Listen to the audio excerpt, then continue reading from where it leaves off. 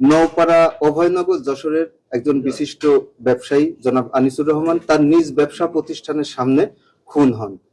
এই খুনের পরপরই পুলিশের একটি টিম ঘটনাস্থল পরিদর্শন করে, স্থানীয়দের বিভিন্ন সাক্ষী এবং সিসি ফুটেজ আমরা পর্যালোচনা করে খুনিদেরকে শনাক্ত করতে সক্ষম হই। এরপর থানায় একটি নিয়মিত মামলা রুজু হয়।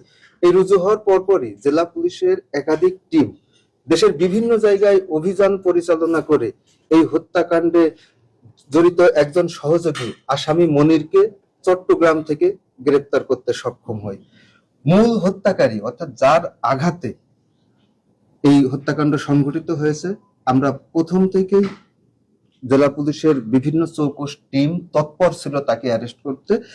গত রাত 2টার দিকে যশোরের RN রোডের কাছে একটা বাড়ি থেকে আমরা এই হত্যার মূল আসামিকে গ্রেপ্তার করতে সক্ষম হই।